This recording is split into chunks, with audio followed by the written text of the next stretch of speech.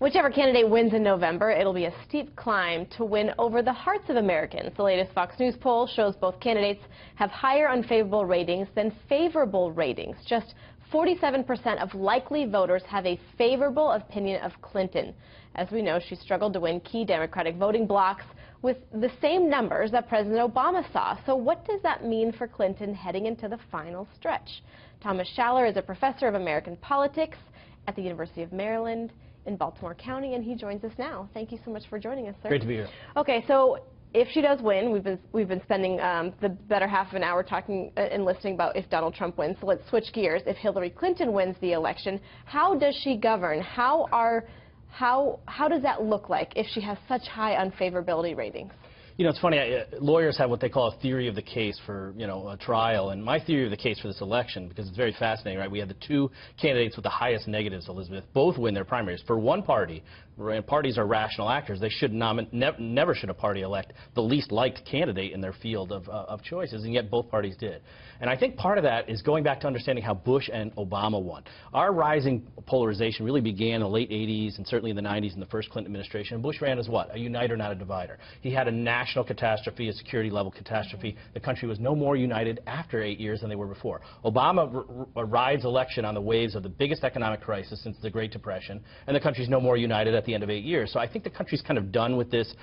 There's no red America, no blue America. As Obama said, no united or divider. And so Hillary Clinton or Donald Trump, doesn't matter which one we talk about, is going to come in with very difficult ability to lead, because I think the two camps, red and blue America, are done with each other, and it's a war of each against the other. So is she a product of the uniqueness of the election, or is this unfavorable rating really because of her? She spent 30 years in public service. She's been in the public eye. There's been a lot of scandals connected with her. Is it more her inherent character? If you look at Hillary Clinton's numbers, one of the things she always says on the campaign trail is people like me when I'm working. And if you go back and look at her negatives versus her positives, she's plus 20 during her 4 years as Secretary of State when she's not running for office. As soon as she starts running for office, her negatives did a scissor. Now she's net negative 12 or 13 points. So it's when she's running for office people don't like her, but when she's working, whether it's as First Lady or a U.S. Senator or as Secretary of State, her approval ratings are actually very, very good. So the problem for her is when people view her as a political elected or a candidate, as a woman with ambition, I think, that's when you see her numbers go down. I think that's an unfortunate thing. Well, she has to get elected first before we can get her to work. Correct me if I'm wrong, I read some of your opinions, and you say there's been very little coverage of women voters, and I have a little bit of a bone to pick with that, because do we need to be focusing so much on a woman voter profile just because we have a woman running for president? Not necessarily. We've had women run for president, but not as a major party nominee. I just thought there would be a little bit more focus on the women's vote this year. I mean, we've had... Why so? Well, like I said, this is the first time we've had a major party nominee running for women. We've had 2 women run for vice president. We've had a disproportionate number of stories really about downscale working-class white voters, some of whom, half of whom, obviously, are women. And there haven't been a lot of stories out there asking women, what does this mean to have a potential first female president? And I think part of the reason that people are maybe a little less excited about the possibility of a first female president is because her husband was president. But if you know your electoral history, as you probably do, Elizabeth, this notion of winning in your own right. Barbara Mikulski was, from Maryland, where I teach, is the first senator in American history to win in her own right. In other words, not following her husband or her father into office. That took till 1986, almost 200 years after we signed the Constitution in 1787.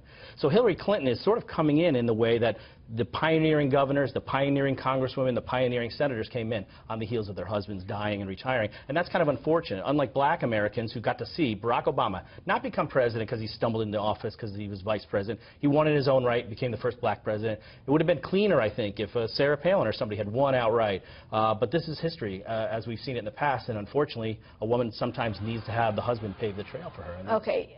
So you talked a little bit about the women voting. That's an interesting voting block. But what voting block do you find most compelling that maybe you aren't seeing as much enthusiasm as maybe we did in 2008, 2012? I think one of the biggest questions going into 2016, especially for the Democrats, was, is the Obama coalition going to hold together, particularly African Americans? We saw a record turnout from African Americans and a record Democratic share. No surprise, right? First black presidential candidate. Will that hold for Hillary Clinton?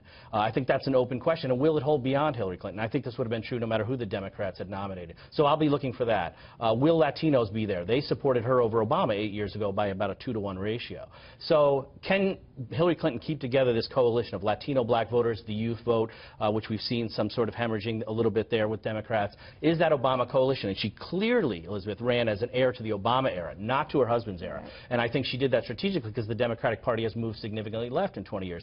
Can she keep that coalition together? And we won't know until, of course, November 8th. Professor, thank you so much. Very interesting. I guess we'll see.